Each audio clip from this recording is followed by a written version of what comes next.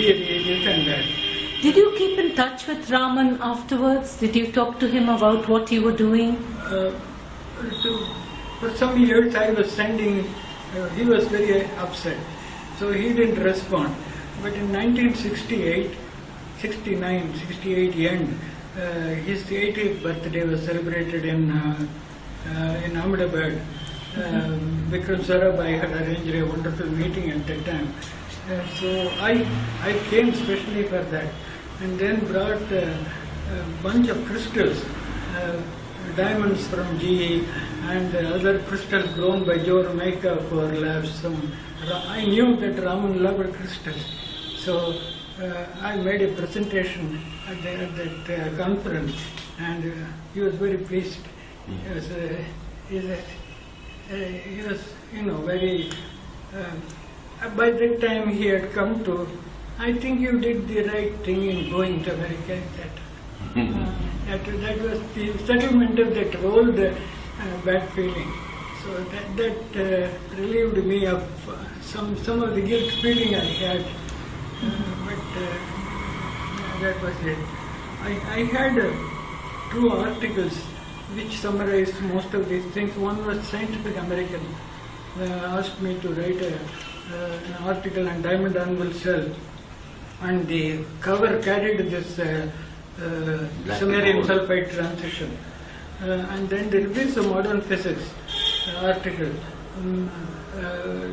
summarizes the whole pressure effects.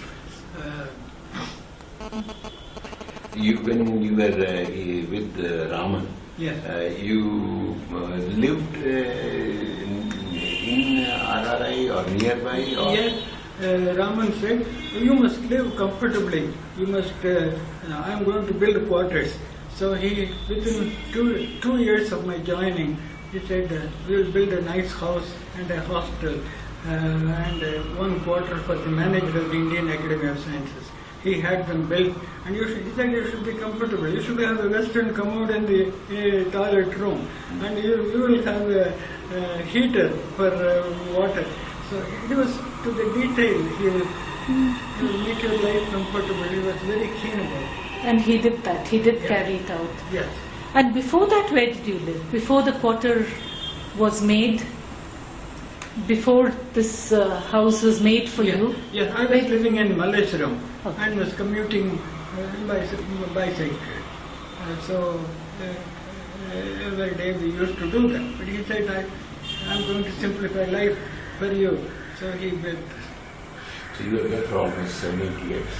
You were there for almost 7 or 8 years. 8 years, that's a long time.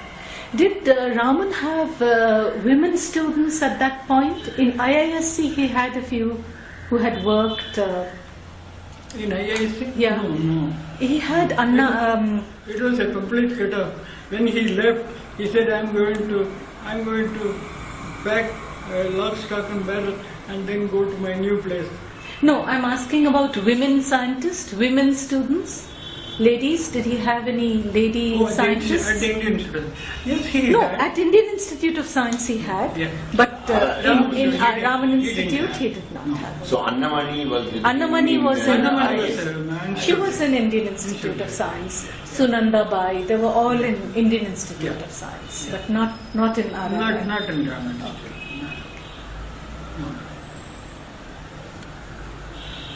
How was Raman to? You said he was very approachable. I mean, he was very. How was he to talk with, to discuss things with? I mean, the impression many of us have is that he was a very commanding and charismatic figure, and so people set up a kind of a natural distance from such people. So how was his relationship with you, for instance, and with other people? Yeah, it depends. In some areas, he will listen, and for example, some topic like lattice dynamics, he had his own views. He will not listen to the alternate picture. And as you know, he had this big controversy with Max Born. He never reconciled. Never reconciled. Although he was partly right, but he was not fully right. Born had given the better theory maybe. But Raman made his point, and he had some points on this. He would listen sometimes, but generally he was the talker. He has to be in the center. No subsidiary role. He cannot listen for a long time. But he was approachable. Anybody can approach him. He can ask him questions. He will answer. From that point of view, it's fine. When you talk science, if you have something interesting to say, he will listen. Whether it is biology, mathematics, or physics, chemistry, everything he will listen. If you have something really worthwhile to say. So that was his attitude. What about another institution he's nurturing at that point, which you just told us that he built the building of Indian Academy of Sciences. So how did you see him approach that work? The Academy. Indian Academy of Sciences. Indian Academy was his own creation. His creation. And he ran it in a personalized style at that time. And he took great pride in the institution, and he very carefully selected fellows. It was not, but it was personalized. It's mostly a lot of people were chosen as fellows for their work, and then some fellows were chosen because they were head of some institution and they had influenced education and science in a larger way. So those people, although may not have high record of research and everything, so he took that. He felt that the presence of those people are very important to the health of the academy. So he built up slowly the academy. He didn't want to make it very big. In those days, 3 or 4 people, or maybe even less, were chosen as fellows. And it has to pass rigorously Raman test. So what was the Raman test? He believed in, he will ask some people in areas in which he is not familiar, and he will take that, and he will go into very quickly the write-up submitted to him for the nomination. And somehow he had the ability to make decisions. Sometimes he will say no, sometimes he will say yes. So that is how it happened. It was, and also he took great pride in the journal. It had 2 sections, A and B. A was for physical sciences, B was for biological sciences. Even biological sciences, you look at the article. It says this may be a good thing. It may be paleobotany, it may be something else. Something about botany, some other botany. And he had some good people like Sadashivan and Maheshwari. And he had a wide, he respected a lot of these people. And he took their opinion in these matters. So he was open in that respect.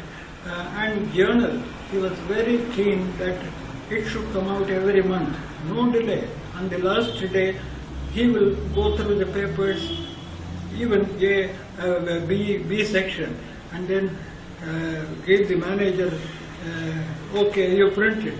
And it will be printed, and the last day it will be brought by horse-drawn car, and then will be mailed to the fellows and the subscribers, right on the 1st of the month. I was very proud of it.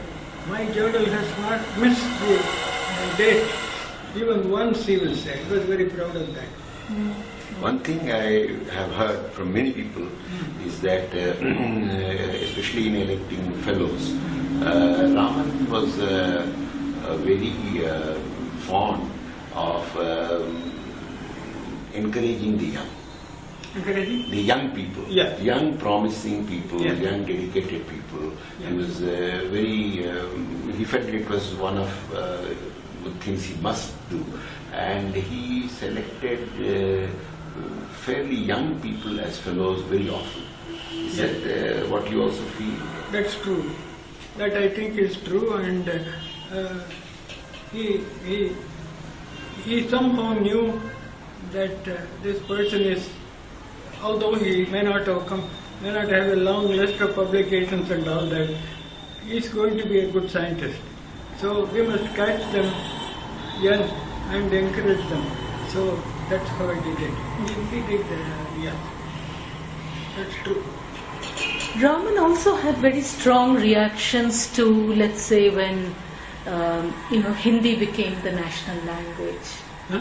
When Hindi became the national language, okay. I think he was quite upset with the whole thing. He was very, outspoken on the subject. There was a commission called the Kerr Commission that came and started. He said, all these people are putting India back by 100 years back, and if I have to choose a national language, why can't it be Sanskrit, then Hindi and all that? I think it is foolish to give up English, which is our international window. We should not do that. That's what he said. The next day, Rajagopalacharya sent a card. Said, Raman, I appreciate your forthright views on the language issue. Rajaji wrote only cards. He sent a card. I saw that because at that time Raman was on a trip, and so I showed the card. Yes, I know he's my good friend. I know he will support me. He also, it is said that he actually rejected his, not publicly maybe, his Bharat Ratna when the language issue went the other way. Is that true? The Bharat Ratna that he got? Yes. Did he ever reject the Bharat Ratna? Did he return? No, he didn't return He didn't return the Bharat Ratna. He sort of... He was made a Bharat Ratna. Yeah. And did he ever say that he would return it or reject it for some reason or the other? Not until, You were there. I don't think so. He felt very honored. No, but when Hindi became a language, I think he was very angry. He might have made some statements, but I don't think so. I know not. He felt honored of two things. One was national possession, and the other was he felt very, happy about it. It added to the ego of the person. I shouldn't say ego, but stature. Certainly. Naturally, and it's a rightly too. Dr. Jayaraman, my father was a member of the Sanskrit Commission. And I remember when I was a boy, reading an interview. You see, the Sanskrit Commission also, like this other language, he went around interviewing people. And they interviewed C.V. Raman. And he said positive things about Sanskrit, which are somewhat like what you said. Now coming now to, did Raman play any role in going and giving talks to school children or college children, college students when he was at RRI? Oh, enthusiastically he did. He was a great lecturer. Whenever he was invited to any lecture, he would readily accept. I see. In the local colleges, No, these are material. In the local colleges, if anybody invites, he will go and give a lecture. And he generally liked to talk about general subjects, like, for example, atmosphere, weather, cloud physics, colors in nature, things like that. He was at great command and inspiring lectures to younger people. And Raman as a lecturer was unbeatable. It was a great treat. And he was obviously then very encouraging of the young, very encouraging to them. Very much. In the last days, he used to he put a board, do not disturb us. But if you took a bunch of people, young students, he will admit those groups. During one time when I was there was a group of students from Tamil Nadu, and these are all high school kids. And the teacher said, they won't understand too much of English. You must somehow give it partly vernacular, partly English.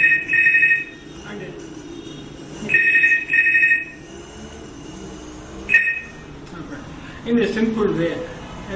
He said, all right. He started talking in Tamil a little bit, and then he gave an analogy for Raman effect.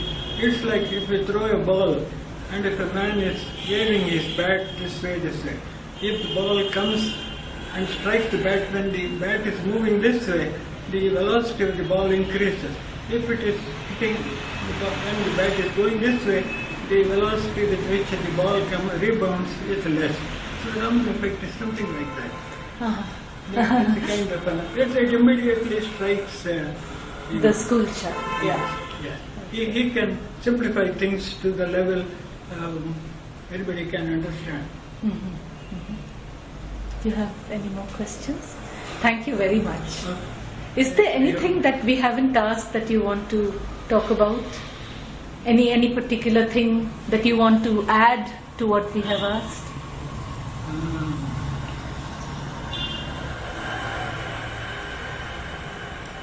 I must say that Raman he was a very warm-hearted person. I found him, in spite of a little bit of, in the last phase when I left, he was angry and all that. But to me, he was always a great person.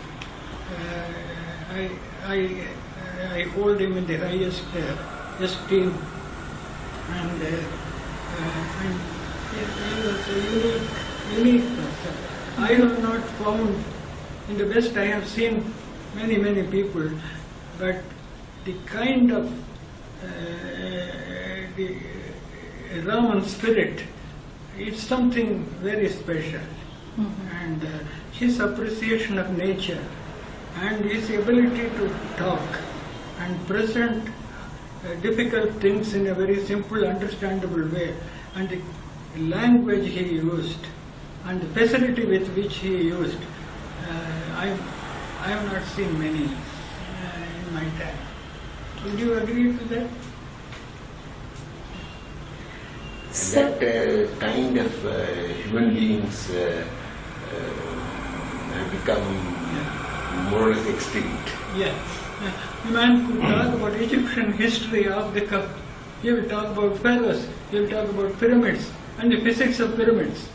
How did they build the pyramid? So he will hear ideas about that. So that kind of... I always felt that he was one of the last great natural scientists. Yeah. Now, has that disappeared in the pressure of specialization, excellence, striving for excellence, and so on? And is it to our detriment, or is it doesn't matter? Yeah. What do you think? It seems so. That kind of... It is true to say that Raman was a total scientist. You can be a physicist, you can be an expert in this, but to be a scientist is something different from being an expert in a field. So I think Raman was a total scientist. So that sort of persons you cannot find now. It's very difficult. People are very smart, extremely smart. They may, that kind of broad understanding which makes you a scientist, I don't think is possible in the present day culture. It's something wrong. I don't know. I wanted to also ask you one thing. This is, this is a recording we did in case so that Indian Academy of Sciences can keep it as a research resource. Do we have your permission to have it used as a research resource? I'm glad to give you permission. Thank you very much. If that is going to be useful, it's fine. My own idea, personal idea, was and is that if we could get first-hand knowledge of this period of science, this group of scientists, then this would be resource for our future, Yeah. which cannot be replicated because you might find documents, you might find people who will interpret these documents according to their own predilections. But this is a direct statement of people who have direct exposure to these. Yes. So this was the reason, and actually I am very happy that we are starting.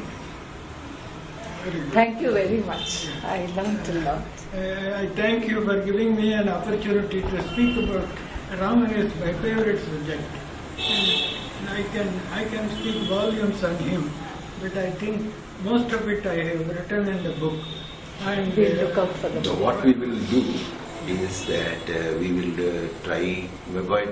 get hold of a copy of that book and maybe Xerox it or somehow keep a copy in the academic premises. okay, we must do that. This we will do. Yeah, This we will do. definitely. And I think one of the things he gave a convocation address in IIT. I think it was 1967 or 68. Marvelous. That speech typifies Raman and what he is. Which IIT was this? No, I am not ready. This is IIT Madras? In Madras. I have reproduced the whole thing in my book. Okay. Dr.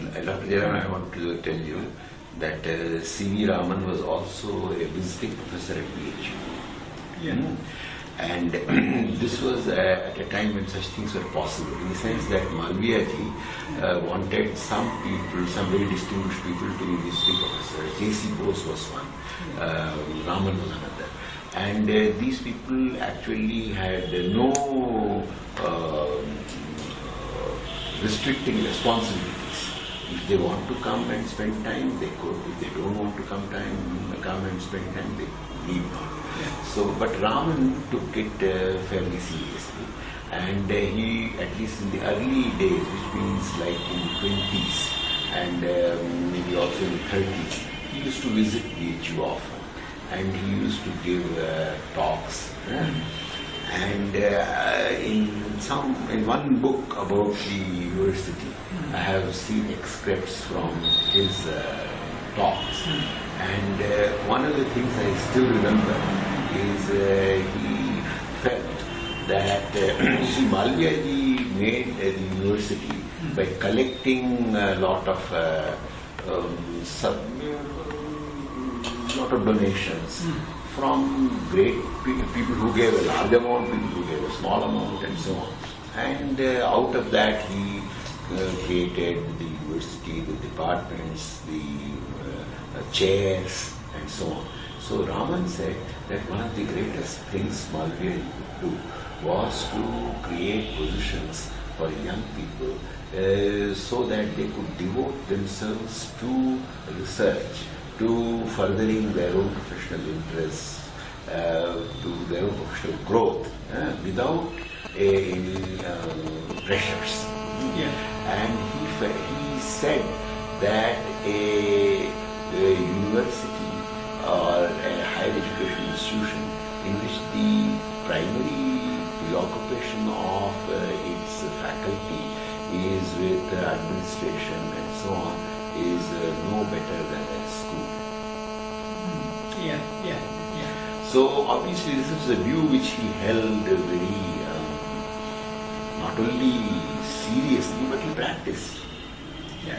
Because though he was a great teacher, but he was primarily a great researcher, a great explorer of the natural world. Right.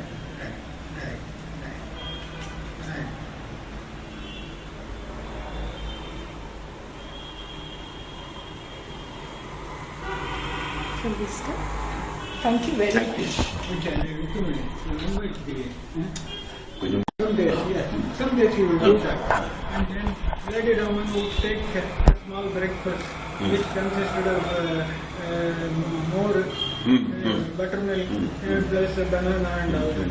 Then he will work until midday. Lunch he will Go home and then come back again, or?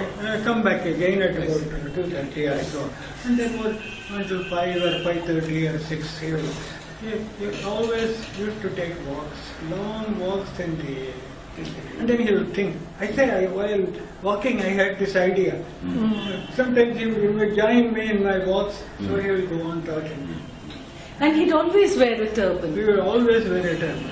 There is a story about turban. Apparently, he was in England and he was sitting in the meeting. Rutherford was, maybe you know that. And Rutherford asked him, why do you wear a turban? If I had not worn the turban, you wouldn't be asking me this question. He gave him, and then he said, it's custom in Mysore. But even before that, he asked. In India, I think turban wearing was a common thing. He was not orthodox or anything in that sense. But his clothes, what would he be wearing? Yeah. What would he wear? Oh, so and then he will always wear a coat and a trouser in public. In the house, he wore a dhoti. He wore a dhoti. Yeah. That's interesting. Okay. Thank you. I hope you